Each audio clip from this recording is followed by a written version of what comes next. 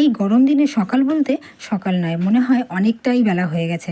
আর এই যে দেখো, এখন বাজে সকাল 8টা। তো 8টার সময় আমার ছেলে স্কুলে যায়, আর স্কুলের জন্য আমি একদমই রেডি করে দিয়েছি। আর আমার ছেলে ভীষণই ভালো, ও ঘুম থেকে উঠতে কোনোদিনও কান্নাকাটি করে না। হ্যাঁ, মাঝে মাঝে একটু বায়না করে যে মা আমি আজকে স্কুলে যাব না, কিন্তু কিছুক্ষণ বোঝালেই তারপর ঠিক হয়ে যায়। ওর বাবা ঘুম থেকে উঠে একটু রাস্তায় ঘুরিয়ে নিয়ে আসে, ঘুরিয়ে নিয়ে আসলে ও সব ঠিক।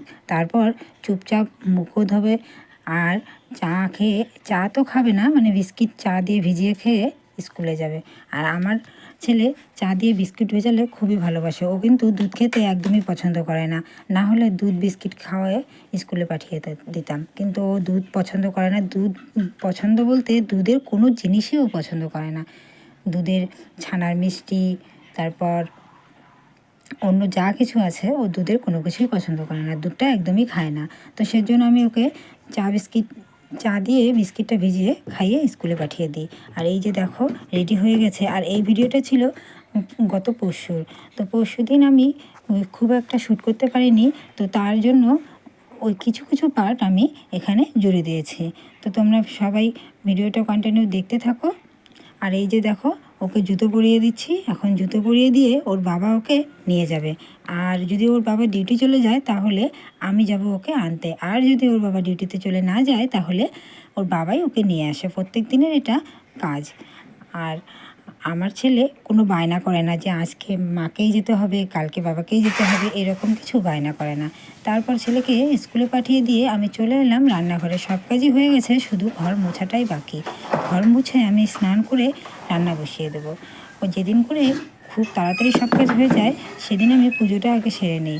তারপর ছেলেকে আনতে যাওয়ার একটা তো চাপ থেকেই যায়, তো সেই জন্য আমি আগে পুজোটা সেরে নিই, তারপর রান্না চাপিয়ে স্কুলে যাই। কিন্তু অনেক দিন আবার ওর বাবার আগে ডিউটি থাকলে আমাকে রান্নাটাই আগে সারতে হয়। পুজো তো আর কিছুক্ষণের কাজ নয়, মন শান্তি করে পুজোটা দিতে হয়, তাই আমি তাড়াহুড়ো করি না। পুজোটা যদি রান্নার যদি চাপ থাকে, আগে রান্নাটাই সেরে নিই, তারপরে আমি পুজো করতে যাই। এই যে দেখো, কথা বলতে বলতে আমার রান্নাঘরটাও মোছা হয়ে গেছে। বাকি ঘরগুলো যে মুছলাম সেটা আর দেখালাম না তোমাদেরকে, এই রান্নাঘর মোছার ভিডিওটাই দিলাম। তো এটা হচ্ছে আমার রান্নাঘর। আর তারপরে আমি ছেলেকে স্কুলে আনতে চলে গেছি রান্না করে। আর এই যে দেখো, স্কুল থেকে নিয়ে আসার পথে ছেলের চুলগুলো অনেকটাই বড় হয়ে গেছে। আর ছেলে চুল কাটবে না বলে চুলে আমার চুলে ব্যথা লাগে। তো বরাবরই এরকম ছোটোর থেকেই চুল কাটতে চাইতো না আর কি। তাকে বাড়িতে সেলুনে চুল কাটতে হতো, বাড়িতে ডেকে নিয়ে এসে চুল কাটতে হতো। তো এই যে দেখো, আর ওকে এই কাকুর কাছেই চুল কাটতে হবে। বাকি আরও 4জন আছে, তাদের কাছে ও কোনোদিনই চুল কাটে না। ওর এই কাকুকেই লাগবে, চুল কাটতে গেলে ও এই কাকুর কাছেই চুল কাটে। তো ও জানে, সেজন্য ও আমার ছেলে যাওয়ার সঙ্গে সঙ্গে আর এই যে আমরা মা ছেলে মিলে চলে আসছি বাড়িতে। আর এই যে আর দুজনে, আর প্রচণ্ড রোদ উঠেছিল, গরমও লাগছিল ভীষণ। কী করা যাবে, নিয়ে যেতে একদমই ভুলে গেছি। তো মা ও বলছিল মা আমি হাঁপিয়ে গেছি, কিছু করার নেই, আমি তো এখন ওকে তুলে নিতে পারিনি, একটু বড় হয়ে গেছে, ভীষণ হাঁপিয়ে যাই। কথা বলতে বলতে চলে এলাম বাড়িতে। আর ছেলে আগেই দৌড়, ওই যে ও আমার গেটের ভিতরে ঢুকেই গেছে, আর আমি এখানে। ছেলে ঢুকে গেছে গেটের ভিতরে। নমস্কার বন্ধুরা, আমি কোচবিহার ছেলে থেকে মিনু বলছি আমার আরেকটি নতুন ব্লগে। তো আপনাদের সবাইকে জানাই অনেক অনেক স্বাগত ও ভালোবাসা। ছোটোদেরকে জানাই আমার ভালোবাসা ও সবাইকে খেতে দিয়ে, ছেলেকে খেতে দিয়ে আমি চলে এসেছি পুজো দেখতে। আর এই যে দেখো, আমার ছেলেও বসে পড়েছে আমার সঙ্গে। ওর নাকি ঠান্ডা লেগেছে, তার জন্য ওকে আমি ফুল প্যান্ট জামা পরিয়ে দিয়েছি। বলছিল মা চুল কেটে স্নান করে আমার ভীষণ ঠান্ডা লেগে গেছে, তো এর জন্য ওকে আমি স্নান করে খাইয়ে তারপর আমি পুজোর ঘরে এসেছি। আর এই যে পুজোর বাসন নিয়ে বসে পড়েছি, তার সঙ্গে ও বলছে মা আমিও পুজো করবো। তো খুব ভালোই হলো, মা ছেলে মিলে বাসনটা মেজেই ফেললাম। তারপর এই যে আমি বসে পড়লাম পাঁচালি পড়তে। পাঁচালি পড়তে আমার ভীষণই ভালো লাগে। আবার কোনো দিন ভীষণ চাপ থেকে যায়। আজকে যেমন অনেকটাই দেরি হয়ে গেছিলো, তার জন্য প্রচুর খিদেও পেয়ে গেছিলো, সেই জন্য একটু তাড়াহুড়ো করেই পাঁচালিটা পড়ছিলাম। সময় স্মরণ করিও চণ্ডিকারে, মাতারে প্রণাম করে চণ্ডীপদ মনেশ্বরী তরণী চড়িয়া পরে চলে নদ নদী ছাড়াইয়া শ্রীপুত্র জানিয়া তখন তিলক জন্মদিত করে আগমন এলোক দিগম্বর নরমণ্ড বলে।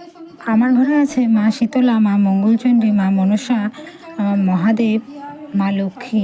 তো সে প্রত্যেকদিন সময় হয় না পাঁচালি পড়ার, আর যেদিন করে আমি বিশেষ করে ঘট বসাই আমি সেদিন করে পাঁচালিটা পড়ি। তো সেদিন মন চেয়েছিল তাই আমি পাঁচালিটা একটু পড়ছিলাম। তো আমার পাঁচালি পড়তে ভীষণই ভালো লাগে, সেই জন্য একটু পড়ে নিচ্ছি। নিজ ইচ্ছা যদি শুনশালী বান বন্ধন মোচন করি করো কন্যাদান বিবিধ বিধানে তোষ বরপুত্র মোর নতুবা চাইবে তুমি সমনের ঘর এত বলিয়া দেবী। আমার সংসারে কিন্তু আমি একা নই, আমার সংসারে আছে আমার শ্বশুর মশাই, শাশুড়ি মা, দেওর, তারপর স্বামী, ছেলে, এই কয়জন।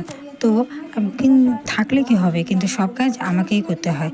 শাশুড়ি মা কিছু করতে পারে না, আর সেজন্য পূজা থেকে শুরু করে বাড়ির সমস্ত কাজ আমাকে একা হাতেই করতে হয়।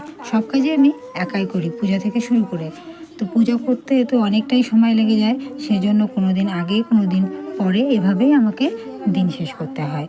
এই যে দেখো পুজোটা প্রায় আমার শেষ হয়েই গেছে, আর এখন আমি এই যে দেখাচ্ছি আমার পুজোটা। তো তোমরা সবাই দেখতে থাকো। পুজো শেষ করে চলে গেলাম আমি খেতে। ভাত খাওয়া দাওয়া করে এই যে চলে আসলাম বাড়ির কাজে। এই যে ঘর ঝাড়ু দিচ্ছি, ঘর ঝাড়ু ঠাড়ু পরিষ্কার করে ঘরটা আগে গুছিয়ে নিলাম, তারপরে ঘর পরিষ্কার করছে। ঝাড়ু দিয়ে পরিষ্কার করার পর এখন আমি চলে যাব অন্য কাজে।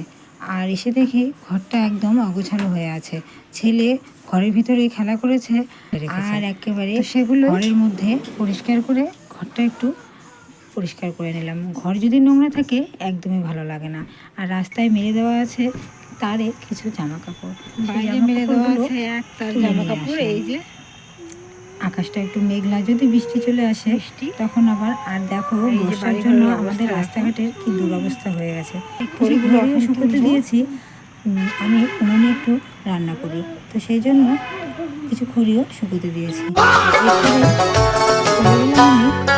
আমি তোকে খুঁজে বেড়াই সকাল দুপুর সাঁঝে, তোকে না দেখতে পেলে মন লাগে না কাজে। ইউটিউবের জন্য রিলসটা রেডি করলাম, তো সেটাই তোমাদের সঙ্গে শেয়ার করে আবারও আমি চলে এলাম। আর এই যে দেখো আমাদের ঝড়ে বাড়িঘরের কি দুরবস্থা হয়ে গেছে আর বলার নেই। আমার বর তো একদমই সময় পাচ্ছে না এসব ঠিক করার, তো লোক নিয়ে ঠিক করতে হবে, কিন্তু তবুও তো সঙ্গে থাকতেই হবে। আর বিকেল যেহেতু হয়ে গেছে তাই সব কাজ বাজ সেরে একটু চলে এলাম রেল লাইনে ঘুরতে।